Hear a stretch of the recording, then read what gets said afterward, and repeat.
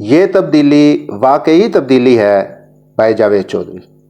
ڈومیل ضلع بنوں کی تحصیل ہے۔ اس میں 2 ماہ قبل ایک واقعہ پیش آیا اور یہ واقعہ آگے چل کر ٹھیک ٹھاک فساد کا باعث بن گیا۔ علاقے کی غریب خواتین بے نظیر انکم سپورٹ پروگرام سے امداد لینے جاتی تھیں۔ علماء کرام کو یہ حرکت غیر شرعی محسوس ہوئی۔ انہوں نے فتویٰ دے دیا کوئی خاتون محرم کے بغیر گھر سے نہیں نکل سکتی، جس کے بعد خواتین کے باہر نکلنے پر پابندی لگ گئی۔ علاقے کے روشن خیال لوگوں نے 5 اکتوبر کو اس پابندی کے خلاف ایک سیمینار کر دیا۔ تقریب میں بیالوجی کے اسسٹنٹ پروفیسر شبیر علی بھی شریک تھے۔ یہ ڈومیل سے تعلق رکھتے ہیں۔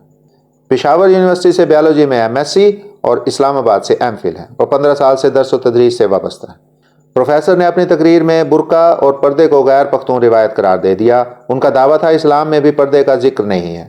پروفیسر نے ترکیہ اور ملائیشیا کا ذکر کیا جہاں پردہ لازم نہیں اور یہ ملک ترقی بھی کر رہے ہیں۔ ان کا کہنا تھا کہ کیا ہم ان سے زیادہ مسلمان ہیں؟ پروفیسر نے حق مہر کے بارے میں بھی بات کی اور ڈارون اور میڈیکل سائنس کا حوالہ دے کر بھی کہا انسان اس وقت بلوغت کو پہنچتا ہے جب اس کی عقل پختہ ہو جاتی۔ لڑکی 12 سال میں بالغ ہوتی ہے اور لڑکا 14 سال کی عمر میں۔ لڑکی کی عقل لڑکے سے پہلے پختہ ہو جاتی، لہذا عورت عقل میں مرد سے ناقص نہیں ہے۔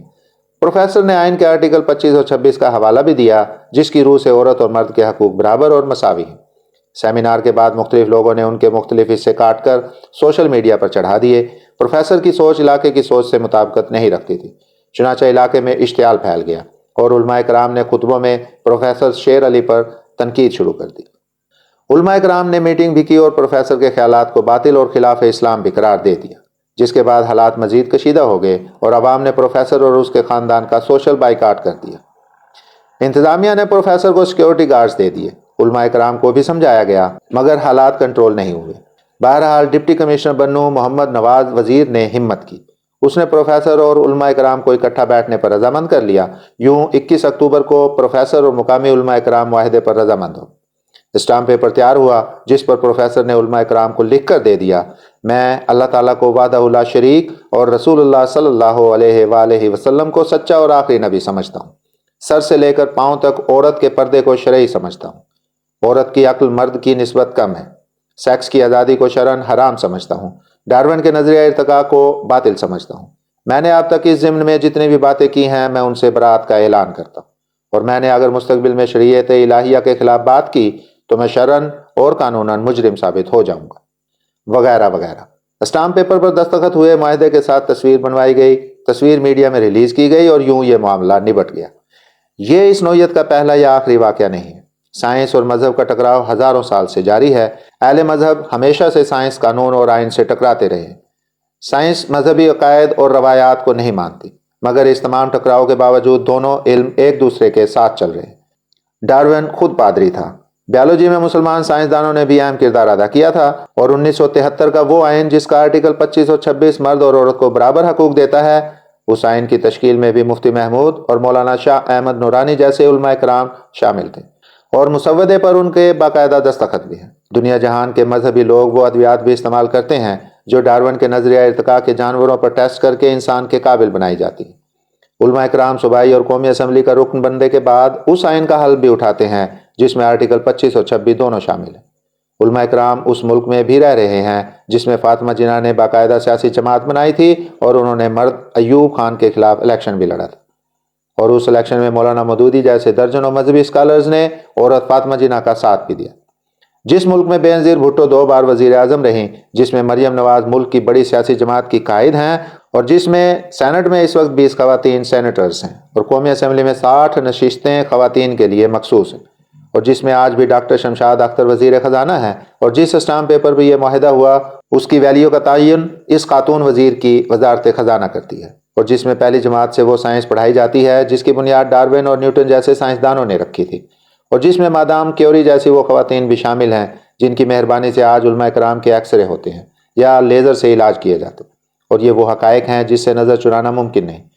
مگر ان حقائق کے باوجود ایک اور چیز بھی ہے جس پر نظر رکھنا ضروری ہے، اور وہ ہے جان بچانا۔ جان بچانا دنیا کا سب سے بڑا فرض ہے، اور ہمیں اس فرض کی ادائیگی میں 1 سیکنڈ کی کوتاہی نہیں کرنی چاہیے، اور پروفیسر شیر علی نے یہ فرض نبھا کر کمال کر دیا۔ مذہب اور سائنس میں کون ٹھیک اور کون غلط ہے یہ فیصلہ ممکن نہیں، یہ مسئلہ شاید کبھی حل نہیں ہو سکے گا۔ میں بہرحال مذہب اور سائنس کو ایک لکیر کے 2 سرے سمجھتا ہوں۔ سائنس اگر اس لکیر کا پہلا سرا ہے تو مذہب دوسرا، اور اگر ہم مذہب کو اس کا پہلا سرا مان لیں تو پھر سائنس اس کا آخری سرا۔ مگر ہمیں یہ بھی ماننا ہوگا ان دونوں سروں کے درمیان فساد ہے۔ سائنسدان علماء کرام سے لڑ رہے ہیں اور علماء کرام بھی سائنسدانوں کے ساتھ یہی سلوک کر رہے ہیں۔ یہ سلسلہ شاید سورہ اسرافیل تک ختم نہیں ہوگا۔ ہمارا کمال بس یہ ہے ہم فساد کے اس دورانیے میں اپنی قدرتی زندگی مکمل کر لیں، نہ سائنس کے ہاتھوں قتل ہوں اور نہ مذہب کی چٹان کے نیچے آئیں۔ دوسرا، دنیا میں جہالت اور ظلم کی بے شمار تعریفیں ہیں، لیکن سب سے خوفناک تعریف فکری اختلاف پر دوسرے انسان کو قتل کر دینا۔ مذہب، سائنس اور انسان، یہ تینوں اللہ تعالیٰ کی دین ہے۔ مذہب کو ہم انسانوں نے نہیں بنایا، گو اس پر بھی اختلاف ہے، اور سائنس بھی انسانوں نے ایجاد نہیں کی۔ ہم نے کشش ثقل بنائی ہے اور نہ خلیہ۔ وائرس اور اینٹی باڈی یہ بھی اللہ تعالیٰ کی تخلیق ہیں، اور انسان بھی اللہ تعالیٰ نے پیدا کیے ہیں۔ اگر امر ربی نہ ہوتا تو پروفیسر شیر علی پیدا ہوتا، اور نہ وہ علماء کرام جنہوں نے اس معاہدے پر دستخط کرائے تھے۔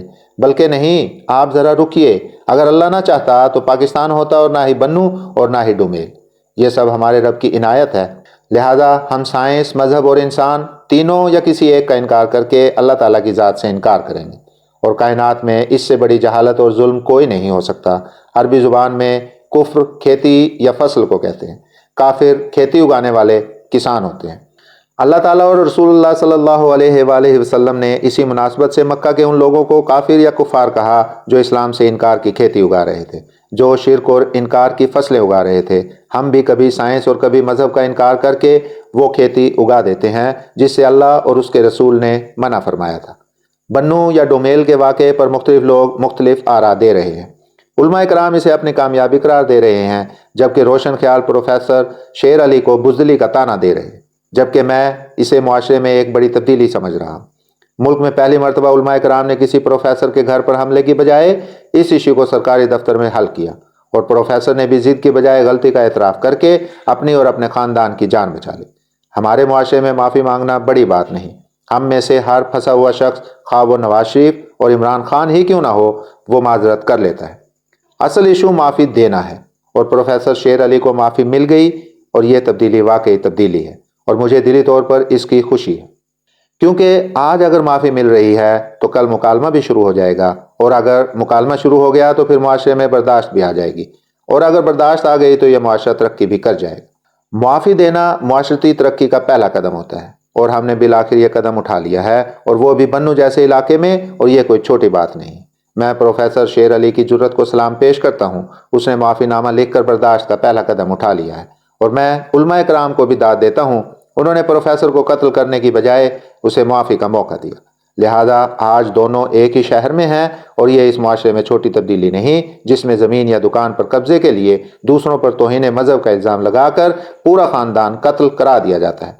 یہ سلسلہ اب آگے بڑھنا چاہیے، اور جڑاوالا والے جیسے تنازعوں کے حل کے لیے بھی اسی اسپرٹ سے کام کرنا چاہیے۔ یہ معاشرہ پھر ہی معاشرہ بن سکے گا۔